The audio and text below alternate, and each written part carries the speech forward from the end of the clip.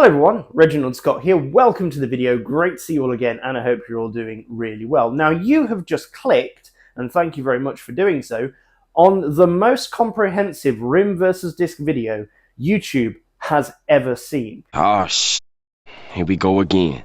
How do I know this is going to be the most comprehensive video about rim versus disc? Number one, this is probably going to be the longest video on rim versus disc on YouTube. Number two, within this video, there is going to be 12 separate categories that we are going to analyze rim versus disc. More of that later. Within those 12 categories, there are 46, yes, you heard me correctly, 46 individual points to make about rim versus disc. So I pretty much think I've covered just about everything there is to say on this subject. If I've missed anything, well, that's what the comment section below is for. So get typing if you think of something else to say. This video is going to be specifically concentrating on road bikes. The first category is price. Rim brakes win this category because rim brake bikes, if you didn't know, are cheaper than disc brake bikes, and they always have been. It's not just because they're out of fashion. If you compare any of the two, same model, make, even color, group set, of bike together, the disc brake one will always be more expensive, sometimes by hundreds of dollars. You'll also notice sometimes that the componentry that you get with the disc brake bike are actually cheaper than what you get with the rim brake bike, even at a higher price. Take note of the tyres, for example, or the handlebars. They're often a poorer quality than on the rim brake bike, even though the rim brake bike is cheaper. Now, there's a lot of good reasons why disc brake bikes are more expensive. The first one is the frame. The manufacturing tolerances for a disc brake frame are much higher than that of a rim brake frame. There is more material that goes into a disc brake frame than a rim brake frame, hence why rim brake frames of the same model and make tend to be lighter. And the design of disc brake frames is more complicated, again, adding to the manufacturing costs. There are other reasons why disc brake bikes are more expensive. The wheels, for example, the wheels are very similar to the frame. They require more to make them, more material, and they have more spokes because of the way the disc brake system works with regards to where the force of braking is transferred.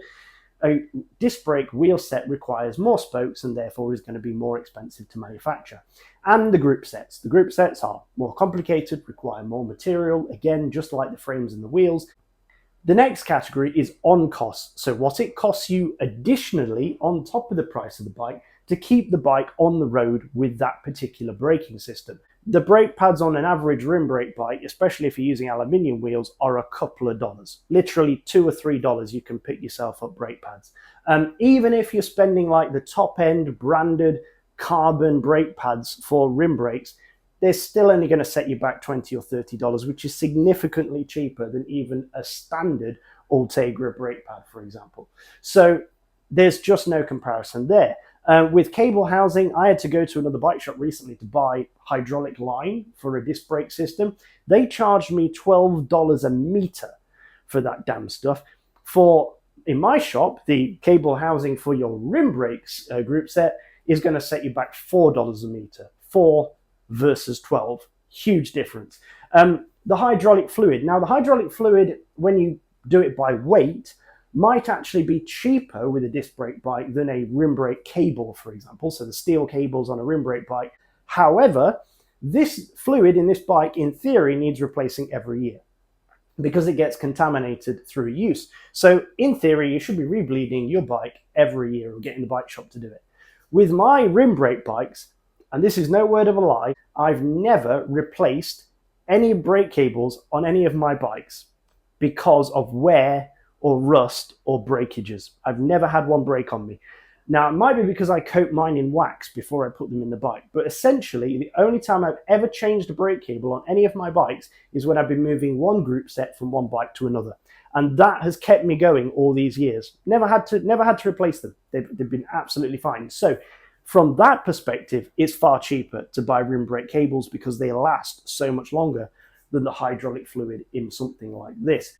Now, there's going to be some of you screaming at your screen right now saying, but you've forgotten something very important. With a rim brake system, the pads are wearing out your wheels. That must make the rim brake bikes more expensive. No, and here's why. You see, through the life of a disc brake group set over, let's say, a 6 or 7 year period, which is about the amount of time it takes me to wear through a pair of wheels, okay, the rim of the wheel. I have one here. I use the Windspace Hypers. This is not my wheel. This is one I cut up earlier.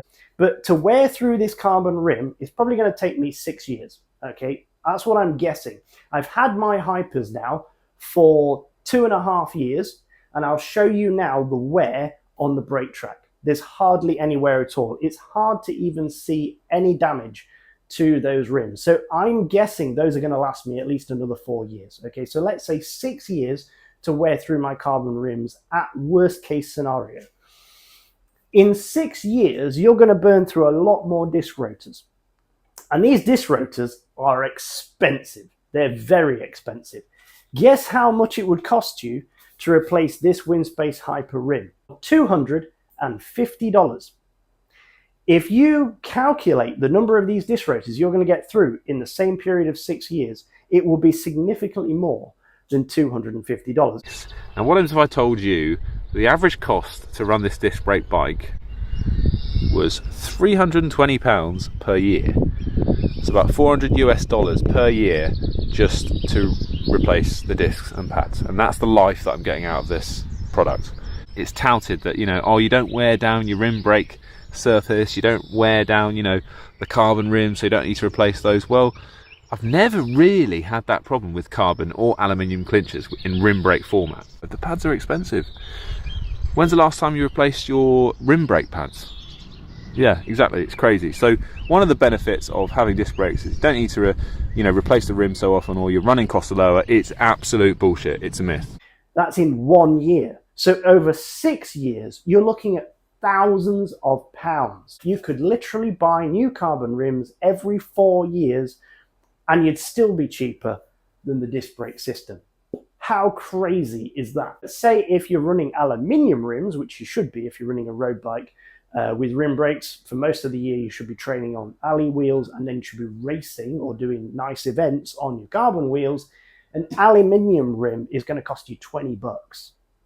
And again, that's going to be 6 to 8 years before you wear that rim out.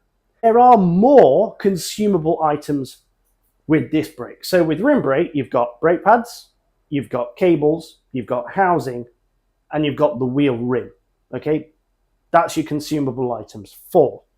With disc brake, you've got pads, rotors, housing, seals for the hydraulic system. They wear out over time. Hydraulic oil, special cleaning products, clips, pins, bolts that get lost or damaged. So with the disc brake system, you've got more stuff to worry about. You've got to replace it more frequently because it wears out more frequently, and it's going to cost you more to do. So there you go. Another thing is the service costs for these disc brake bikes is higher than the rim brake bikes because of time. With a rim brake bike, most of the issues with a rim brake bike can be solved in 30 minutes or less. With a disc brake bike, sometimes it can take hours. That means your service costs, if you take it to a bike shop, are going to be higher. The next category is weight. And of course, the rim brake bike wins this one again because rim brake bikes are lighter than disc brake bikes. Now, people in the past have said to me in the comments, but I can get my disc brake bike down to 6.8 kilos or less. So what's the issue? However, it's going to cost you significantly more money to do that with a disc brake version of a bike than it is with a rim brake version of a bike. Number one, you've paid more for the disc brake version. So with the rim brake version, you've got a bigger budget in order to get you down to that lower weight. You're already starting off with a disadvantage with the disc brake version. Also, the disc brake version is heavier to begin with, so you've got a greater amount of distance to travel with your money to get you down to that 6.8 kilo mark. So that's your second disadvantage. Your third disadvantage is all the componentry that you buy with that disc brake bike is going to be more expensive, so you're paying more, and all that componentry is going to be heavier than the rim brake version of the same things. Now, if you check it out online, they will say the difference between the rim and the disc bike is about 500 grams. And that 500 grams is definitely going to impact your performance. If you raced a clone of yourself on an identical bike, and one of the clones was carrying an additional 500 grams of weight on somewhere on their body or on their bike, they are most certainly going to lose that race because climbing uphill is definitely going to be slower because gravity, and accelerating is also going to be slower. You can't cheat physics. So that 500 grams is definitely going to impact your performance. If you want a light bike, it's got to be a rim for the win. The next category is looks, and of course I gave both 1 point for this one because it's kind of down to personal preference, I guess. And I would say that a disc brake road bike is uglier than a rim brake one. Why do I say that? Well, scientifically speaking, when they've studied people's faces, they've found that a symmetrical face, something that matches and lines up on both sides of the nose, is more attractive than a face which is not symmetrical. So for example, my face is not particularly symmetrical. I have a broken nose and I have a large mole on one side. Wasn't your mole on the other side? I have a mole? So therefore, I am not pretty, objectively. And I think disc brakes can be assessed in the same way. When you look at the bike from the front with a rim brake bike, the brake is mounted in the middle again, halfway up. It's symmetrical. Whereas with a disc brake bike from the side, yeah, pretty symmetrical, pretty normal. When you look at it from the front or the rear, however, it's lopsided, it's not symmetrical. Is with rim brakes, you've got way more choice. So if you go online now and you look at aftermarket rim brakes, you've got full carbon ones, you've got, machined aluminium and titanium ones. You've got lots of companies out there making really unusual and strange and stylish rim brake systems. Whereas with disc, you're much more limited in what you can buy. The next category is aerodynamics, and I really think that this is a win for rim brakes, and I'll explain why. Now, aerodynamics is an incredibly complicated subject. You need to go to university to study it, to really understand it fully. But what I can gather is this. So with rim brakes, they kind of sit here at the front of the frame, okay, mounted to the thickest part of the fork, and they sit in front of the head tube. Now, the air that's coming along as you're riding and hitting the front of the bike was always going to hit this part of the bike. So because the brakes are mounted here and sometimes here behind, they don't really add much additional turbulence to the bike moving through the air. Whereas disc brakes, because they're kind of mounted off to the side, they create more turbulence than otherwise would not have been there. If you imagine this is a rim brake bike, this fork would be completely clean and there would be none of this gubbins here creating turbulence between the spokes and the fork. The next factor in aerodynamics is the number of spokes within the wheel, and disc brake wheels require more spokes to dissipate the braking forces of the braking system than do rim brake wheels. So a disc brake wheel is always going to have more spokes on it than a rim brake wheel, and it's actually the spokes, believe it or not, which create the most drag on a wheel. So essentially, a rim brake wheel has less spokes, so it is more aerodynamic. Another issue with the mounting position for disc brakes versus rim is that disc brakes cannot be hidden, whereas rim brakes, you can pretty much mount them anywhere where you've got a rim close to the frame.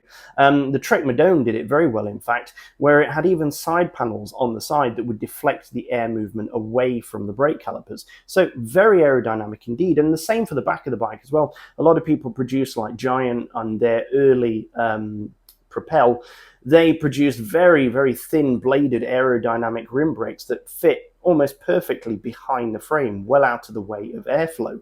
And a lot of bikes as well. I remember there was quite a few Boardman bikes that had brake calipers that sat behind the bottom bracket, again, completely out of the way of the airflow. So from that perspective, the rim brakes are far more aerodynamic. The other thing with disc brakes is you can't really put aerodynamic shrouds on them, because if you do that, they overheat, and overheating is a serious problem with disc brakes. Not one company has demonstrated or even claimed a substantial aerodynamic savings from switching to disc brakes. Turns out, rim brakes were never a liability, and when done right, they're actually an advantage. With the advanced aerodynamic shaping that actually makes the bike faster than if you didn't have any brake on it at all. Let me say that one more time. Adding Omega 1 to your bike's frame makes it more aerodynamic than if you didn't have any brake on at all. The next section is maintenance. How easy is it to maintain your particular braking system? And I think rim brakes win this one as well. With rim brakes, which I was on for about 8 years, maintenance did not exist. I think maybe once I changed my pads, but that was it. So firstly, the service frequency is much higher with a disc brake system than it is with a rim brake system. Now, you don't have to take my word for it. Listen to Chris Froome's Professional Pro Tour Mechanic to see what he says about it. I'm not a huge fan of disc brakes. Workload with disc brakes is insane, but for a professional that will hit a 20 to 30 kilometer descent, who's really heavy on his brakes, by the bottom, the rotor is noisy, the pistons are frozen, they're stuck. Disc brake components are much more sensitive and require a much higher level of care in order to maintain them. Spray the wrong chemicals near your disc brakes while you're cleaning the bike or polishing the bike, and now you've got a whole problem with disc brake contamination. If it gets into the pads, that's a real issue. You may even have to throw the pads away. Yes, you can sand them, set them on fire. We're going to try to burn the oil out of the pads. Give these brake pads a sand. It kind of works. The ultimate solution is to put new pads in. About 35 bucks. If you want to go the full pro pads, you're going to be looking at 50 bucks. The brakes are now working properly. Not something you need to do with rim brakes, by the way, but sometimes there's just nothing you can do. The simplest way to fix it, as many pro mechanics will tell you, is just replace the pads. Wonderful. There's another $40 down the drain.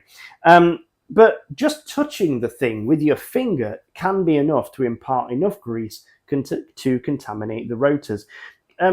Not just that, but the rotors are continuously bending or coming out of true. They just don't dissipate the heat well enough, and they warp and bend. It's one of the pet peeves of Chris Froome that he talks about all the time. Don't know if you can hear that. We do a big descent and the alignment moves completely. So the next thing is tools. Disc brakes require way more tools to service your bike than do rim brakes. These are the most commonly used rim brake tools. I have a set of Allen keys, and out of that set I probably just use 2, the 5 and the 4. A pair of needle nose pliers, I use this quite often for pulling the cables through and crimping the cables and things like that, and a pair of cutters. That's it. This can cut the liner, it can cut the cables, job done. That's it. Now, with disc brakes, you need all of those kind of tools, and you need a whole bunch of specialist tools as well. Bleed kits. You can't live without these things. And here's the thing, I have multiple bleed kits as well. This is just the bleed kit for my Shimano. I also have and it's not even a complete set actually, there are more things that I use when I bleed Shimano brakes. Or if you're using SRAM, different bleed kit. You can't also use the same bleed kit for different systems because of cross-contamination. You can't contaminate the Shimano system with the SRAM oil. Disc systems deteriorate even when not in use. So even though this bike is just happily hanging on the wall, all the little rubber seals, both in the shifters and in the calipers themselves, are slowly deteriorating. So this conical rubber seal, I believe, tends to harden over time because it's immersed in very caustic brake fluid. So it hardens, and eventually the thing doesn't stand off the pad very well. Now that's what I've been told by a few reputable mechanics. That's how I understand it.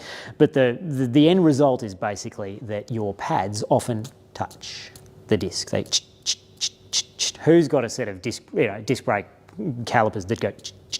Because everyone. Essentially, the braking system is getting worse while we just stand here.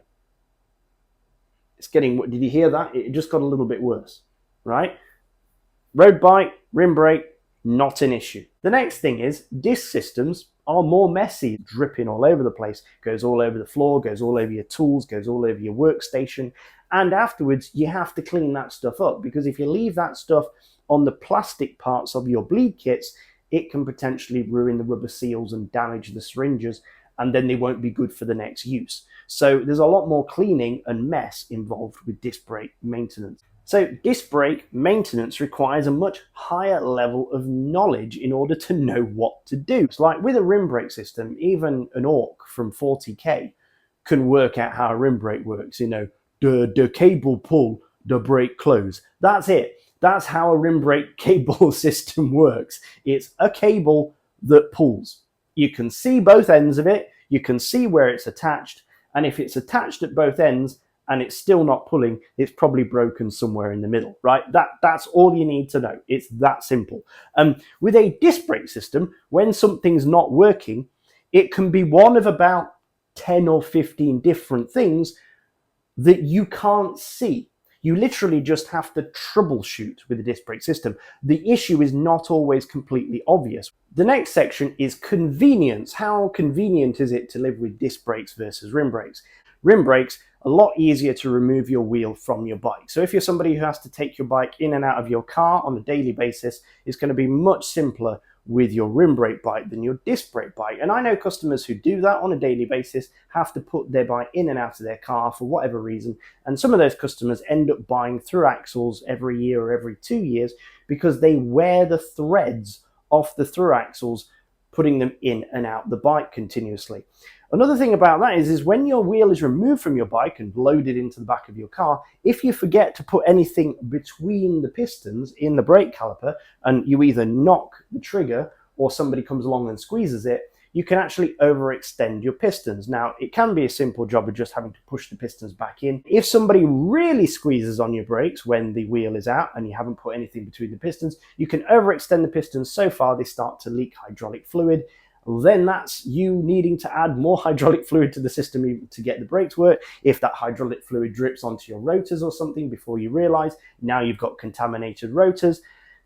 Honestly, I've just got a headache just thinking about it. So wheel removal, again, there's no comparison. We've seen people in the Tour de France get their wheels stuck in their disc brake frames. And now in the Tour de France, they use power tools in order to remove the wheels from the frames because the axles can get stuck with overheating from braking. It's nuts.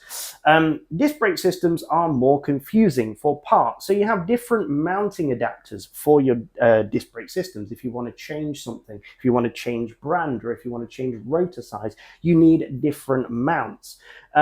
There are more through axle designs. So there's through axle length, there's through axle thread pitch, there's through axle chamfer on the actual through axle itself. It's like Specialized, I think it is. Their back end of their handle is cone shaped and it goes into a cone shaped slot in the carbon frame. You can't put a flat one in a cone shaped hole, can you? Not a problem with quick releases, okay?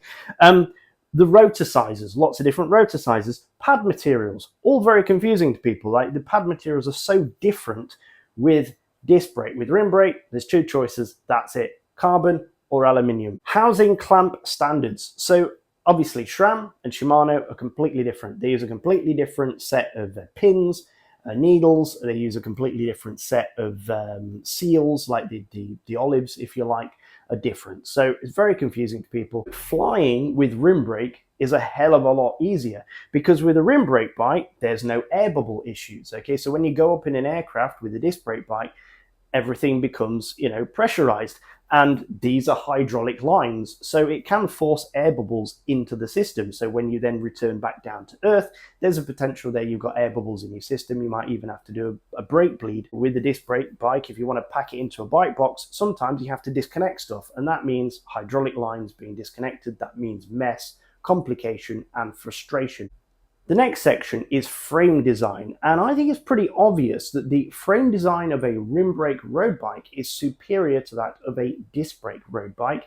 And notice I said road bike specifically. If you look at a disc brake mountain bike, the design is actually fantastic and works very well. If you think about a rim brake bike, the brake is mounted on the front of the bike right at the top here, at the thickest, chunkiest, and strongest part of the fork. The disc brake caliper is mounted down at the bottom here at the thinnest, the weakest part of the fork. So in order for you to be able to brake without snapping off your fork, they had to reinforce these quite considerably. So if you cut open a rim brake fork versus a disc brake fork, the material thickness here is much thicker because it has to be in order to not break. Now, that adds something quite interesting. When you thicken the material here to reinforce it, you reduce its flexibility. So, a disc brake bicycle is going to ride different from the same model of bike in rim brake. How differently is it going to ride? Well, the fork is going to be stiffer, and the back triangle is also going to be stiffer because, again, the back triangle has to be reinforced significantly on one side of the frame. Now, a lot of disc brake advocates will talk about the advantages of having a really super stiff disc brake frame, being great for acceleration, but they actually lose two very important things by stiffening the fork and stiffening the back triangle, particularly the chainstays.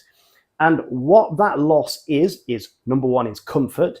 If you significantly strengthen this fork at the thinnest point and make a much less flexible fork, this is going to dampen a far less road vibration. Okay, so you're going to suffer way more fatigue riding this bike than you would a rim brake version of this bike, because the fork is thicker. And by making the entire bike stiffer, you lose suspension. So suspension is absolutely essential when going round corners, okay, over undulating terrain. And there is a theory out there that's been voiced by quite a few different YouTubers, particularly I'm thinking Wayno's Photos, nice Australian gentleman, where he theorizes that some of the crashes that we've seen involving disc brake bikes are because of their lack of suspension. The frame of the bike is your compliance on the road. It is your suspension. Now, the difference between a rim brake bike and a disc brake bike is they've moved the braking point from the top of the fork, which is right near the bearing, so the fork is free to flex in a braking situation, to moving the brake to the hub of the wheel, where the braking is actually loading up the fork whilst you're braking.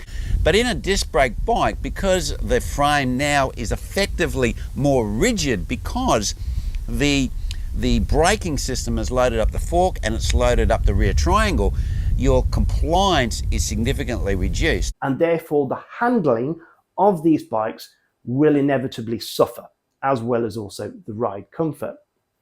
Now, the other thing about this is, if you notice, with a disc brake fork, the caliper's mounted on one side. So with a rim brake fork, it's in the middle. That means it's nice and even braking forces. When those calipers close on your rim, the braking forces are nice and central. This is off to one side. So you have a twisting effect every time you brake. Everything is trying to twist. And again, everything needs to be stiffened up in order to deal with that twisting. And it makes everything lopsided. So the next category is sound when you brake. And okay, both braking systems can be noisy. However, I think most of us would agree that disc brakes are more often the culprit of this. Continuity errors, don't worry about it. Let's talk about braking both wet and dry. This is an important topic, so I have a script. So my experience of rim brakes, okay, over the last nearly 30 years of road cycling, I spent over 20 years of that in the UK, riding in all weathers, rain, sleet, snow, ice, drizzle, fog. I even used to ride in the winter sometimes. And I never had a problem with my rim brakes stopping my bike. Okay, I never had a power issue, basically. The main reason why I would crash are as follows. My error, driver error, basically not giving me enough time to even brake. They just pull out on you, or they hit you like the guy who tried to kill me, you know, and then sliding off the road. Wet tram tracks, ice, snow, that kind of thing. Again, your braking system, completely irrelevant in that situation. If you're just cornering and you hit a patch of wet leaves, you're going off, and that's it. Doesn't matter whether you got discs, rim brakes, or a bloody great big anchor that you throw out the back. Doesn't matter. So the limiting factor of any braking system, but disc brakes as well, is tyres. Okay, so the grip you have with the road. Nowadays, a lot of bikes are using fatter tyres. Okay, so if you look at disc brakes now, they're going to fatter and fatter tyres.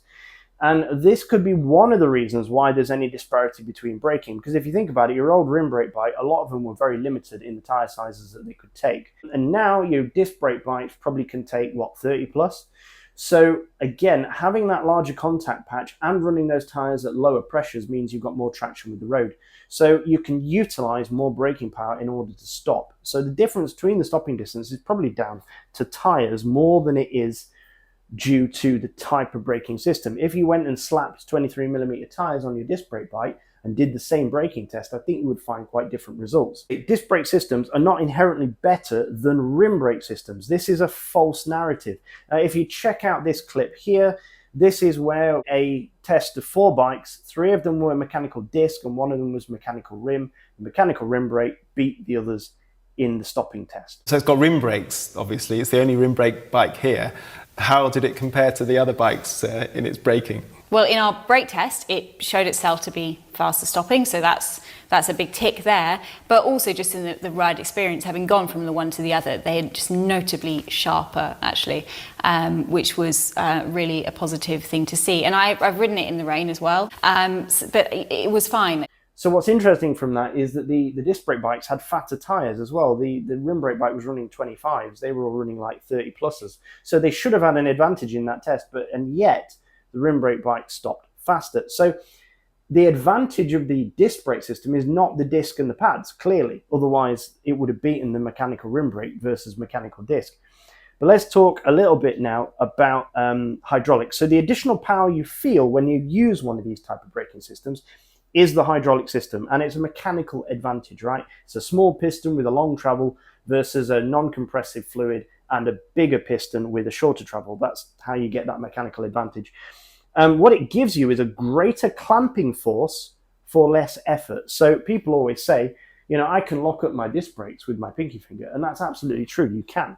That's all you need to lock up your discs. To lock up a rim brake bike, you would need all your fingers to get the same effect with a rim brake bike. This is useful if you've got arthritis or you've got weak hands. However, it does not mean, again, that you're going to stop in a shorter distance. This is untrue. And whether you're on a rim brake bike or on a disc brake bike, that physical limitation is identical. The power of the bike, the disc brake, the different design of the bike, or the power of the hydraulics doesn't allow you to stop the bike any quicker. It's exactly the same distance. The additional power you get from a hydraulic disc brake system cannot be utilized in a road bike braking scenario because, number one, you don't have a suspension fork. Number two, your tires are far too thin, okay? So all that extra power is wasted. Both systems, the rim and the disc, are capable of locking up the wheels or flipping the bike. Now, you don't want to lock up the wheels when you're braking because that won't lead to a shorter stopping distance. That will lead to a loss of control and a longer stopping distance. That is why modern cars and motorbikes, like this one you can see here in the clip, come with ABS. ABS allows you to utilize that braking power more effectively. I know this for myself because once I crashed a 4x4 that had 4 massive disc brakes on it and 4 massive road-going 4x4 tires. During a wet day, I was coming around a corner at 30 miles an hour, I wasn't even speeding, and the car just lost traction, and I slid off the road into a barrier. I crossed 2 lanes before I stopped, and I had depressed the brake, but that particular car did not have ABS because it was an old 4x4. And so, yeah, I just slid straight off the road. That taught me that ABS is very important. I had ABS in another car of mine. I hit a patch of snow one time when I was out driving. I pressed my pedal, the ABS kicked in, and I was able to steer away from the curb without crashing. So if you don't have ABS but you've got disc brakes, not good. If we think about the clamping power or the braking power of the rim versus disc system, the disc system is like a 10 out of 10 and the rim system is like a 6 out of 10. So yeah, the disc brake hydraulic system is much more powerful. But the thing is, in order to stop the bike safely within the shortest distance possible, you only need a braking power of, say, 4 out of 10. If you go up to 5 out of 10, your bike goes into a skid and then it becomes uncontrollable. That's not good. Here's the thing though, having the 10 out of 10 power in that situation is useless. Your effort to do this with disc brake, so your effort to lock the wheels up with disc brake is less. Again, we're back to the pinky finger, right? You can do it more easily.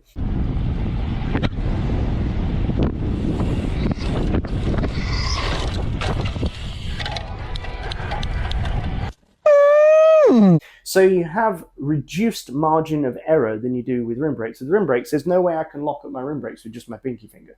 I'd have to use all my fingers to do that. The analogy I have for this, a lot of Americans might understand this, is like if you and I go hunting, you're a disc brake guy and I'm a rim brake guy, right? Okay, so I choose a rifle to hunt rabbits.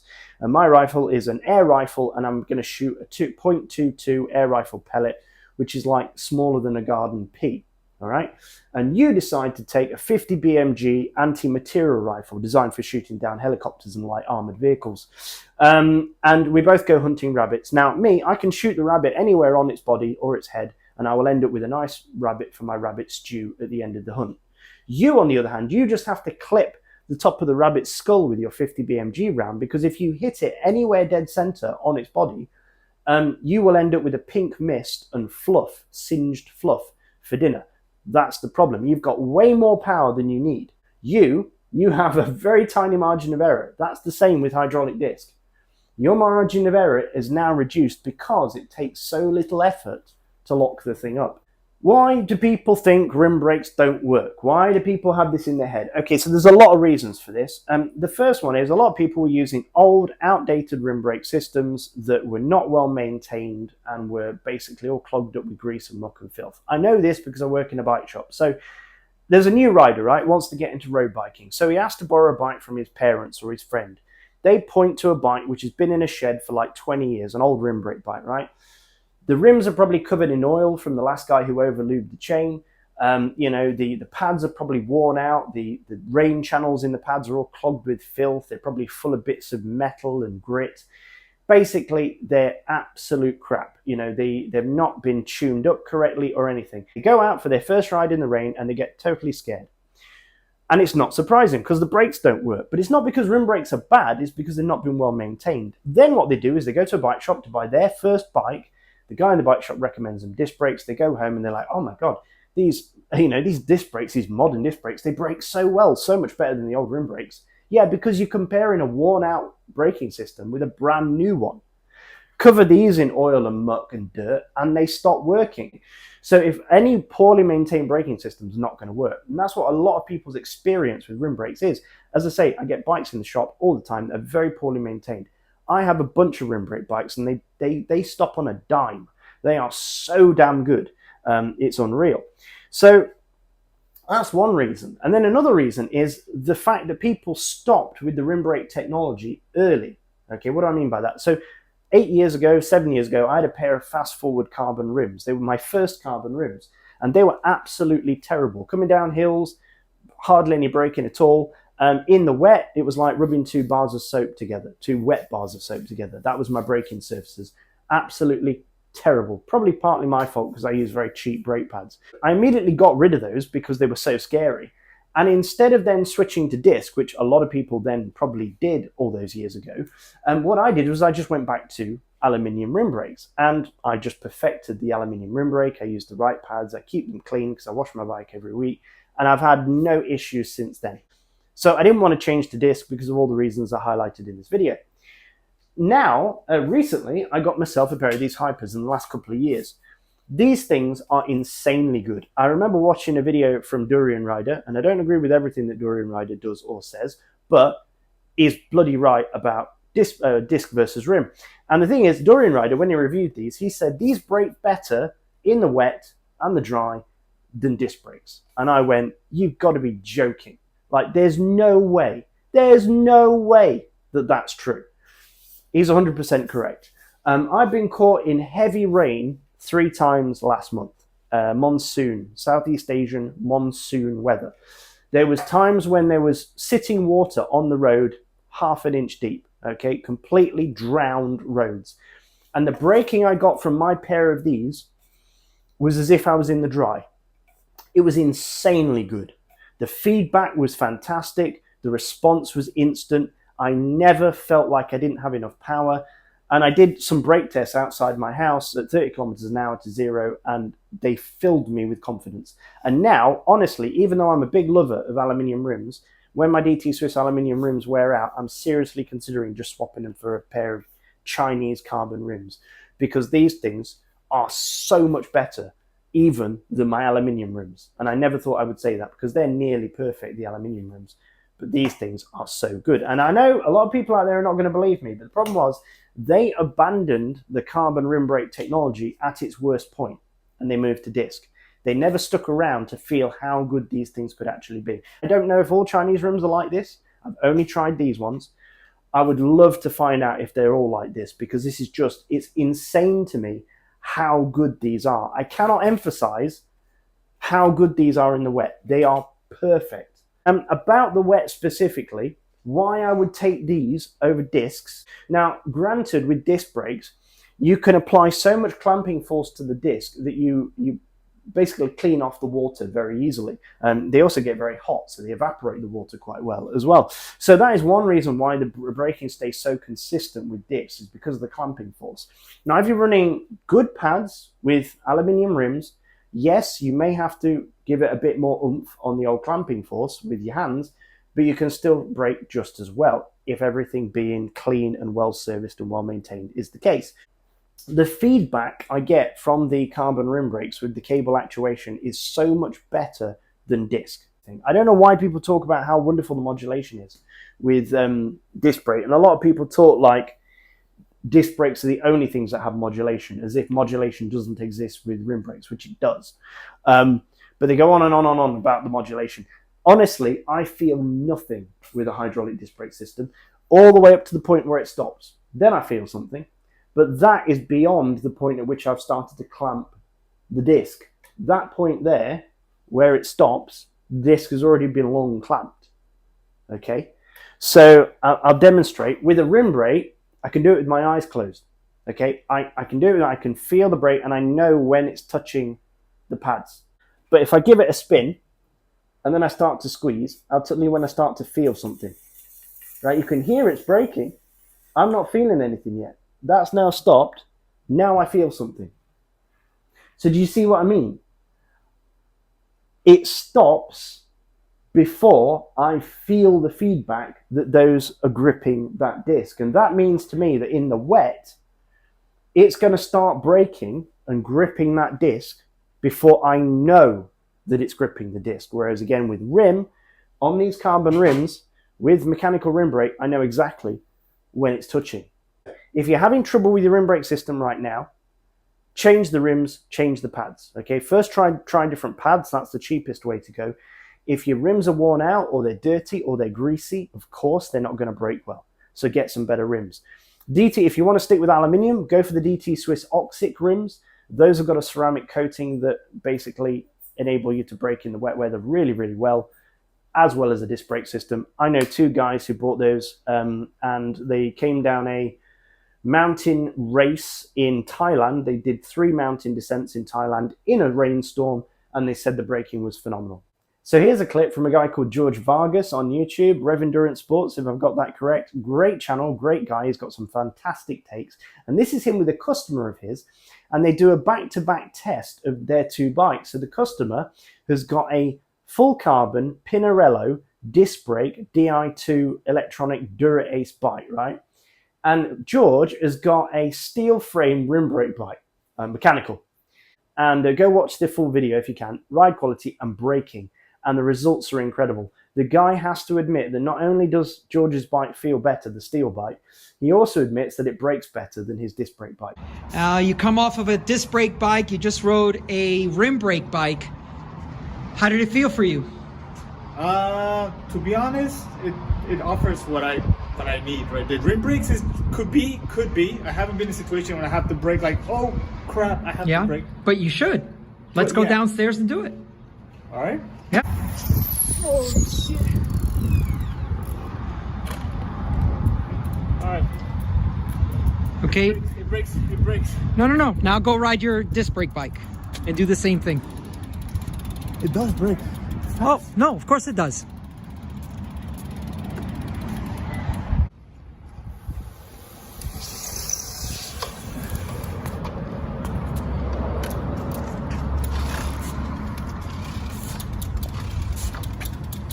Weird. Felt like a more abrupt stop here. Yeah. For that one. Maybe it's the... Like more secure braking, maybe? What do you mean by abrupt? Describe that. Look. What's happening? I don't know. This one felt like the caliper collapsed. You know, it grabbed the wheel. This one, I know it grabbed the. I don't know. I felt like this one stopped better. Of course, because rim brakes do stop better. Don't put this on GCN Plus, dude. I don't want to be. No. But the next section is safety, and I believe that mechanical rim brakes are inherently safer than hydraulic disc brakes for the following reasons. Now, the first one, the clue is in the name, the hydraulics. If you look up the data sheet for these hydraulic fluids that go into these systems, you will see words like carcinogenic, harmful to the environment, toxic, poisonous, irritant to the skin. None of these things are particularly good.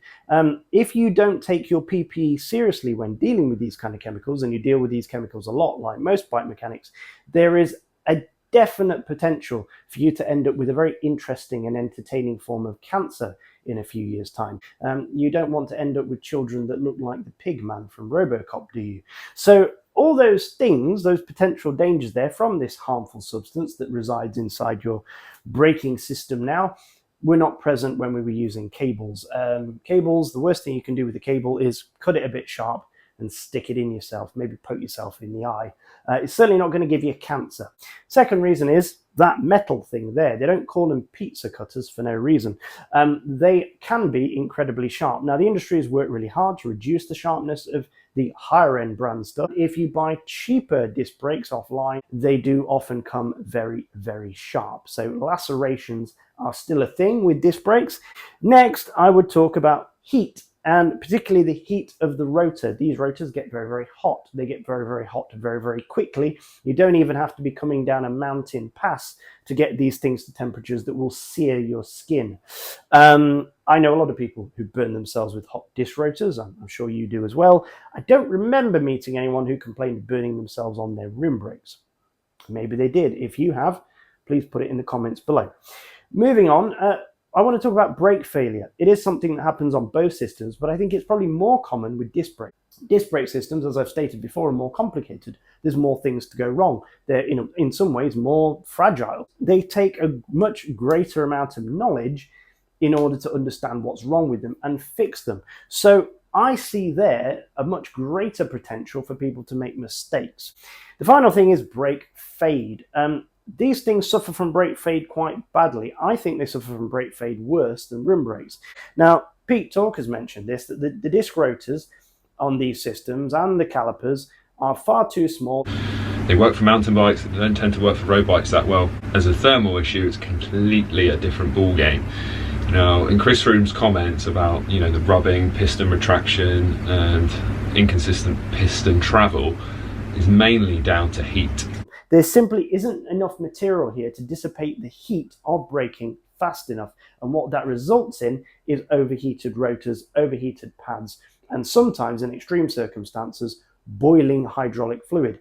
So with rim brake, not only do you have a much larger surface area to dissipate the heat and to brake onto, but that surface area probably dissipates the heat much better. If you're running aluminium rims, you basically got a larger metal surface area, which is going to radiate heat really well. You've got it connected via metal nipples to metal spokes, which act as radiator, help cool off the rims even faster. So you're probably going to cool down much, much faster than you are with the steel rotor.